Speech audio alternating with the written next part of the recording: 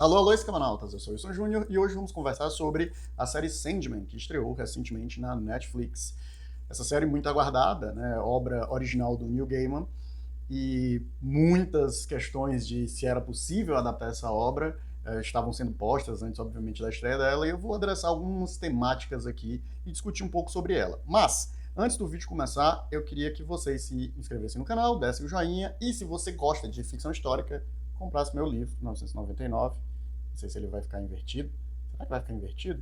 Bem, de qualquer forma, eu vou deixar as minhas redes sociais aqui na descrição. Caso você tenha interesse pelo livro, é só você me procurar em uma delas, que você pode adquirir esse romance de ficção histórica ambientado ali no século X, que trabalha uma temática religiosa muito forte. É um livro bem legal. Eu recomendo. Fui eu que escrevi, eu sou suspeito para falar, mas acho que você pode gostar. Mas não é sobre esse livro, 1999, que nós vamos falar aqui, é sobre a série do Sandman. E essa série, cara, ela... Confesso que era uma coisa que eu aguardava há bastante tempo. Eu nunca cheguei a finalizar a leitura completa do Sandman. O que tenho mais vividamente é esse primeiro tomo, né? E conta ali aquelas duas histórias. A temporada, na verdade, ela tem ali dois arcos, né? Um que vai até o quinto episódio. Podemos dizer até o sexto, mas na verdade está o quinto episódio. E os outros 5 episódios, né, já contam uma nova narrativa. Na realidade, os últimos 4 episódios contam uma nova narrativa, são ali 2 arcos, né? Um é o Prelúdios Noturnos e o outro é a Casa das Bonecas. São essas duas narrativas que estão contidas nessa temporada. E eu acho que assim, né? Meu vídeo já deve estar saindo datado, né? Porque já saiu 1 milhão de críticas e 1 milhão de comentários. E eu acho que, de modo geral, o termômetro sobre Sandman foi muito positivo, né? A série foi muito bem recebida, está sendo muito bem recebida pela crítica e pelo público, e eu coloco minha voz, né? Faço coro a essas vozes e achei a série muito fácil de assistir. Assisti ela, né? Maratonei ela, acho que assisti em 2 dias, assim, um conjunto de episódios, depois outros. Ou foi numa madrugada toda. Não, na verdade foi no mesmo dia, só que tipo uma parte na manhã, outra parte na noite. Em termos narrativos, né? Talvez fosse a grande preocupação de muitas pessoas, a série entrega muito bem, assim, até o momento de que ela vai fazer concessões e adaptações do material original. Isso é muito bem feito, né? A série narra outros pontos de vista de uma maneira um pouco diferente e tal, mas o coração narrativo e o próprio personagem, talvez que era o que muitas pessoas estavam angustiadas no caráter de adaptação, foi muito bem representado, né? O ator de fato entrega um Sandman em termos de personalidade, talvez estético não, e eu vou já adressar essa questão estética de uma maneira mais direta. Em termos de personalidade, ela é muito, muito bem entregue.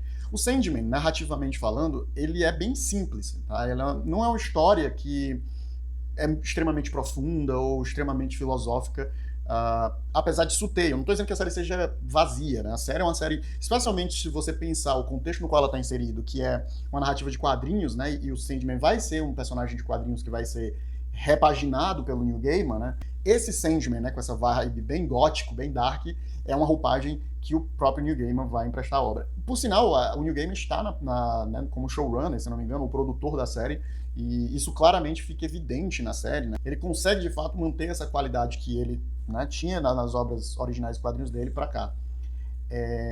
Então, narrativamente, o Sandman ele não necessariamente tem grandes arroubos, grandes narrativas. O próprio conflito, os conflitos que são postos ali na série são resolvidos de maneira muito rápida, né? Então, você pegar, por exemplo, o primeiro arco, né, que é o arco no qual ele vai buscar ali os seus artefatos, né, os artefatos que fazem dele o Senhor do Sonho, artefatos que ele separou a sua essência nesses artefatos. Você vê que as resoluções são muito simples, né? Muitas vezes uma conversa, uma situação, talvez a mais grandiosa seja quando ele vai buscar o Elmo, que na série adaptaram para ele fazer um duelo não com o demônio, mas com o próprio Lúcifer, né? Mas toda aquela cena, né, que é no caso que eles vão disputando ali, aquela disputa conceitual, eu não descobri ainda a origem de onde eu conheci essa história, mas eu já tinha visto outras versões dessa mesma narrativa, né, que termina na esperança e tal. Se eu não me engano, uma das versões que eu vi era o Mago Merlin disputando com alguém. Não vou me lembrar o contexto, mas essa é uma história, digamos assim, é uma parábola bem conhecida. E acho legal, né? E já conheci os quadrinhos, acho legal. Talvez a cena mais icônica que tem nesse arco dele buscar nos quadrinhos não acontece na série, né? Que é o momento que tem ali os demônios todos abrindo a passagem pro Sandman caminhar, né? E aquela mesma frase ecoando, né? Que seria do inferno se não tivesse esperança de ir pro céu. Mas no fim das contas você vê que as resoluções são fáceis, vamos dizer assim, né? Talvez para expressar o próprio poder do Sandman, a sagacidade, ou essa figura que é uma entidade cósmica, mas no fim das contas existem ali umas pequenas lombadinhas no caminho, né, uns pequenos quebra-molas, mas os conflitos são facilmente resolvidos. Se você for levar para o último conflito da série, é resolvido quase com Deus Ex Machina, né, com uma personagem que vai pesquisar e descobre uma coisa, e isso meio que resolve a centralidade, digamos assim, do conflito ali, né. E mais uma vez, né, sem grandes consequências, sem grandes custos sendo pago na maioria das vezes, né, custos que já não tivessem, digamos assim, postos ali, né, custos para que o problema seja resolvido. Eu digo isso. E eu falo isso porque, por exemplo, quando ele vai buscar areia, a moça já está morta, né? Então o que ele faz é dar uma passagem mais tranquila para ela. Quando ele vai buscar o elmo, mais uma vez, uma coisa que se resolve na conversa. E até mesmo quando a questão da pedra é simplesmente porque o cara destrói a pedra, e no momento que ele destrói a pedra, a energia volta pro Sandman, e o Sandman fica poderoso e derrota o inimigo dele, né? Então, todas as resoluções são simples, vamos dizer assim. E o Sandman, na verdade, e aí eu vou entrar na parte que eu queria falar nesse vídeo, principalmente, né? Acho que a grande diferença do Sandman, quando ele foi lançado, era uma diferença estética, né? O quadrinho do Sandman, ele tem uma personalidade muito forte no que diz respeito à arte. Não que o roteiro seja ruim, não é isso que eu estou dizendo. O roteiro do Gaiman é brilhante e o que a arte faz é elevar esse roteiro à máxima potência dele. E então, as cenas no sonhar, as cenas, né, os artistas que foram trabalhando no Edward Sandman, eles trazem uma ilustração que é o brilho, assim, para mim. A grande coisa do Sandman, justamente por conta disso, né, em termos de conflito narrativo, a narrativa não ser poderosa nesse sentido, né, digamos assim, especialmente nas suas resoluções, ela brilhava pela ambiência, né? E eu acho que a ambiência, em termos de clima, né, de temática, de como isso é conduzido, a série até acerta bem, né? O tom, digamos assim, da série, ele é bem acertado. Mas no que diz respeito a experimentações estéticas, como tem no quadrinho, eu acho que a série já não brilha nisso, né? O próprio Sonhar eu achei meio simples, assim, sabe? Aquela coisa meio Nárnia ali, aquele mundo fantástico clichê. E você vê no quadrinho é uma experimentação bem maior, né, em termos visuais. E especialmente porque a gente está lidando com o sonhar, eu achei até a imagética de quando está no mundo dos sonhos muito simples, muito direta, né? Quase aquela coisa meio Nolan, assim, super orgânica, super, né? E a gente sabe que o sonho ele é muito mais, né, digamos, confuso, borrado, nublado. E eu fiquei pensando que a série poderia ter usado mais nisso. Eu entendo que, no fim das contas, você está adaptando uma coisa que é difícil de adaptar para um grande público, porque é a Netflix, no fim das contas, então hoje em dia o alcance é de milhões de espectadores que se espera para esse tipo de série.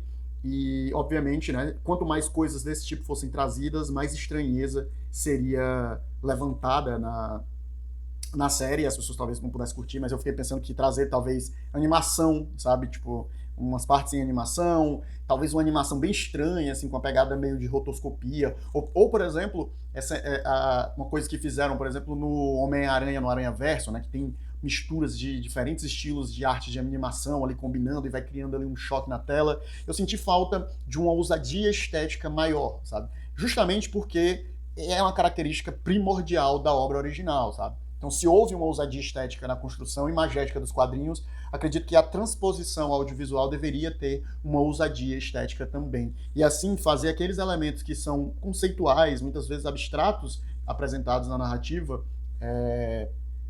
bem mais interessantes do que eles são originalmente, né?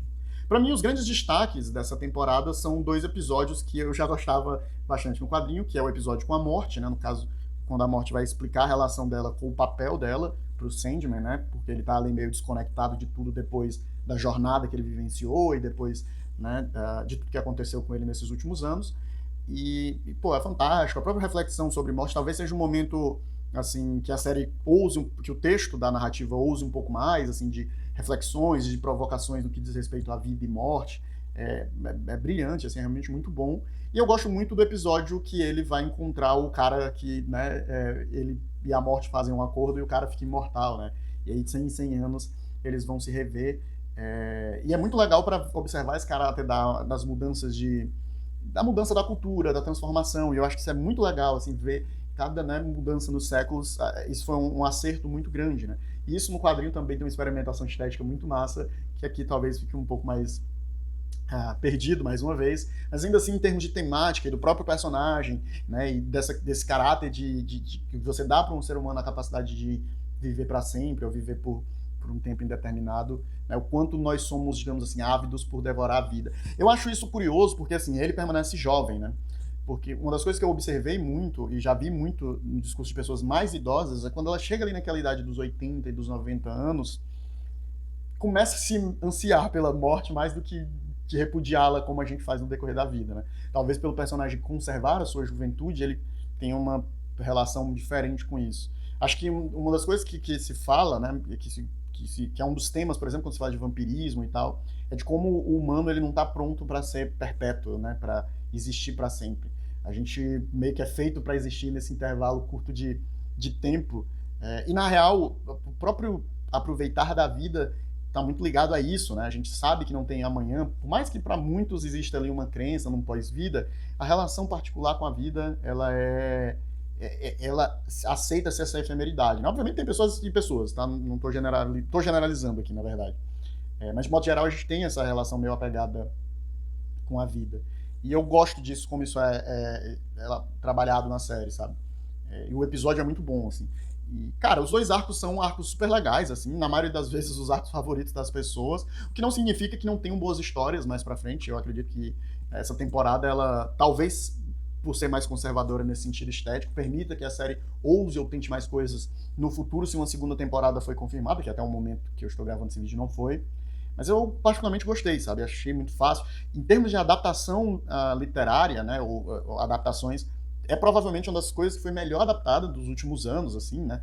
E quando eu digo melhor adaptada no sentido de, ao mesmo tempo, entender ali a nova mídia para onde ela está indo, né? E com o público que ela está conversando, o formato com o qual ela está feito, e em relação à fidelidade ao material original, né? A transposição daquele material para um novo formato e uma nova identidade audiovisual. Tirando, obviamente, isso que eu falei, né? Que um dos grandes destaques do Sandman é a estética, e para mim, nesse ponto específico, até por uma questão de orçamento, eu acredito, a série é uma série que cara, mas é uma série que também não teve uma grande zona espetacular para se tentar grandes coisas, mas em termos de atuação, em termos de tudo, né, os aspectos técnicos da série, muito bem acertado. Tem algumas pessoas que não brilham tanto, né, eu acredito que, apesar de ter gostado da personagem, acho que talvez a atriz precisasse de mais tempo com ela para se desenvolver, que é a Johanna Constantine. Gosto dela, gosto da possibilidade de um spin-off que provocaram aí a possibilidade de ter.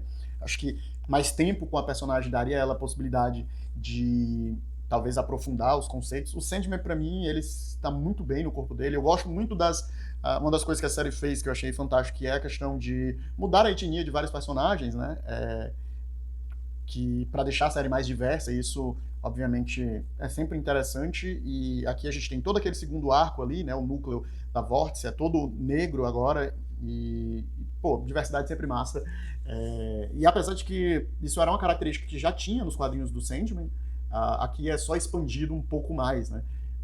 E pô, é sempre bom, e é uma característica que já tem nas produções da Netflix, né, de ter elencos bem diversos, e aqui não seria diferente, especialmente do Neil Gaiman sendo um sujeito tão engajado com essas questões sociais, de representatividade, seja racial ou seja LGBT.